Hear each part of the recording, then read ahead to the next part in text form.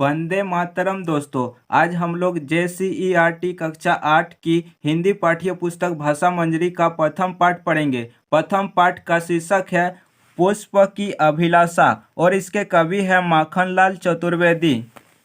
प्रस्तुत कविता पुष्प की अभिलाषा। पुष्प अर्थात फूल और अभिलाषा अर्थात इच्छा। पुष्प की इच्छा पुष्प की अभिलाषा एक देशभक्ति कविता है और इस कविता के माध्यम से कवि ने पुष्प की इच्छा के माध्यम से हमें अपनी मातृभूमि से प्रेम और उसकी सेवा करने तथा अपना जीवन मातृभूमि के लिए बलिदान कर देने के लिए प्रेरित किया है। साथ ही इस कविता के माध्यम से हमारे अंदर देशभक्ति की भावना को जगाने की कोशिश की है।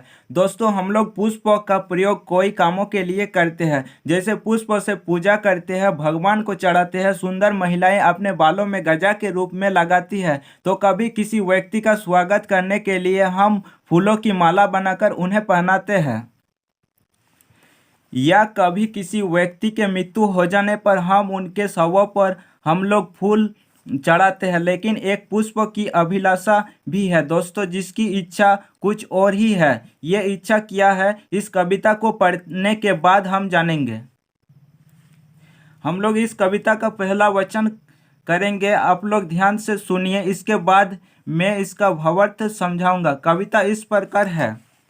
चाह नहीं मैं सुरवाला के गहनों में गुथा जाऊं, चाह नहीं प्रेमी माला में बिंद प्यारी को ललचाऊं। इसका भावार्थ दोस्तों, पुष्प अपनी अभिलाषा को जाहिर करते हुए कहता है कि मेरी यह इच्छा नहीं है कि मैं किसी सुंदर स्त्री के गहनों में गुथा जाऊं या फिर किसी प्रेमिक माला में गुथा कर उसकी प्रेमिका को ललचाऊं। दोस्तों, यहाँ चाह का अर्थ है इच्छा और सुरबाला सुंदर स्त्री और बिंद बिंद मतलब गुथ कर। चाह नहीं सम्राटों के शव पर हे हरि डाला जाऊं, चाह नहीं देवों के सिर पर चढ़ूं, भाग्य पर इठलाऊं। इसका अर्थ है पुष्प अपनी इच्छा व्यक्त करते हुए कहती है कि मेरी यह इच्छा नहीं है कि किसी सम्राट अर्थात राजा, किसी राजा के शव अर्थात मृत शरीर, पुष्प अर्थात फूल।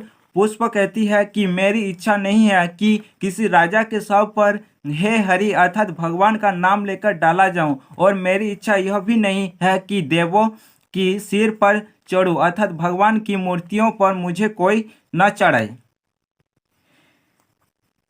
देवों के सिर पर चढ़ूं, भाग्य पर इठलाऊं। इसका अर्थ है पुष्प की इच्छा है कि मैं यह भी नहीं चाहता कोई मुझे ईश्वर की मूर्ति पर चढ़ाए और मैं इस पर खुश होकर घमंड करूं कि मुझे भगवान के सिर पर चढ़ाया गया है।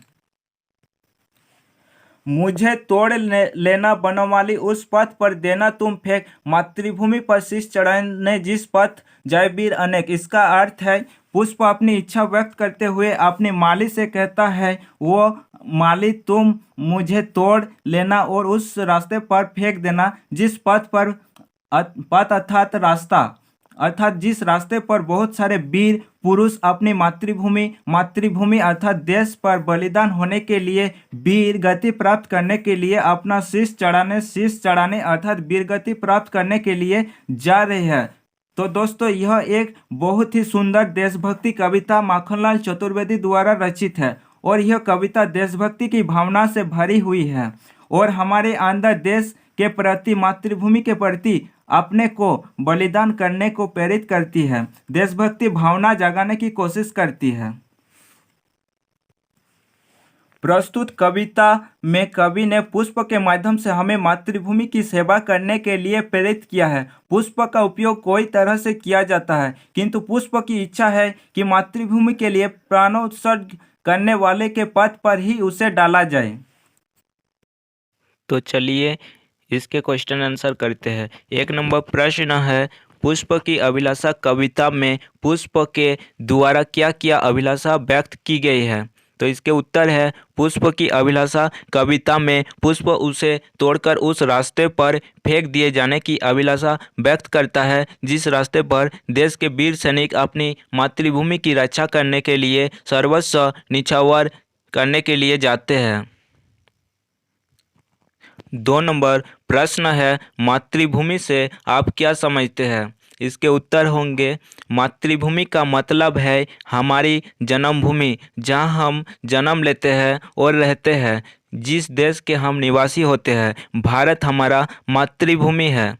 3 नंबर प्रश्न है, कविता में पुष्प किन किन चीज़ों की चाह नहीं करता?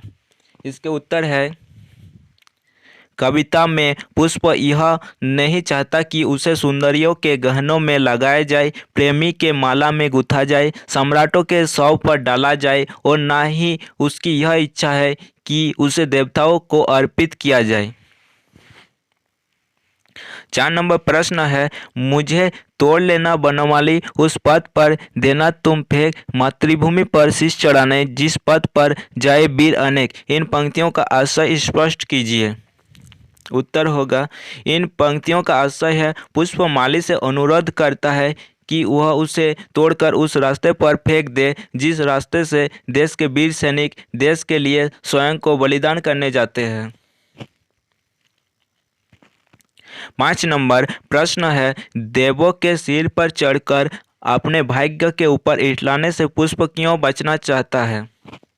इसके उत्तर लिखेंगे, देवों के सिर पर चढ़कर अपने भाग्य पर इठलाने से पुष्प बचना चाहता है ताकि उसे घमंड न हो जाए। पाठ से आगे, पुष्प के समान क्या आपकी भी कुछ अभिलाषाएं हैं? लिखिए, पुष्प के समान मेरा भी कुछ अभिलाषा देश के प्रति है, जैसे हम और हमारे आसपास के सड़क वातावरण को साफ रखना, सभी असहाय गरीब लोगों की मदद करना एवं सभी से विनम्र व्यवहार करना, जल की खपत कम करना एवं वृक्षारोपण करना। जननी और जन्मभूमि स्वर्ग से भी किस प्रकार महान है? जननी अर्थात माता और जन्मभूमि अर्थात वैसे भूमि जहाँ हमारा जन्म हुआ है, यह दोनों स्वर्ग से बढ़कर ही है, क्योंकि अगर माता हमें जन्म न देती और भूमि हमें भोजन, तो हमारा वजूद ही न होता, फिर स्वर्ग किस काम का रह जाता। मातृभूमि की रक्षा के लिए आप क्या क्या करना चाहेंगे? हमारी मातृभूमि हमारे देश के प्रति हमारी जिम्मेदारी है कि मन, कर्म एवं वचन से राष्ट्रहित के कार्य करें। राष्ट्र के जो भी संसाधन है, उस चाहे प्राकृतिक हो अथवा कृत्रिम, सभी का उचित ध्यान रखें। हम कोई भी ऐसा कार्य न करें जिससे इन संसाधनों का दुरुपयोग हो। 4 नंबर प्रश्न है, अनेक देशों में सार्वजनिक स्थलों जैसे रेलवे स्टेशन, हवाई अड्डा आदि पर सैनिकों के सम्मान में लोग खड़े हो जाते हैं। वह तालियां बजाकर उनका अभिनंदन भी करते हैं। आप अपने देश के सैनिकों का सम्मान किस प्रकार करना चाहेंगे? उत्तर है, मैं अपने देश के सैनिकों का सम्मान उनके सामने आने पर हम खड़े होकर उसे सैल्यूट करेंगे एवं पुष्प की गुलदस्ता देकर स्वागत करेंगे। निम्नलिखित शब्दों के तद्भव रूप लिखिए। शीश का होगा सिर, मातृ का माता, पुष्प का फूल, भाग्य का भाग।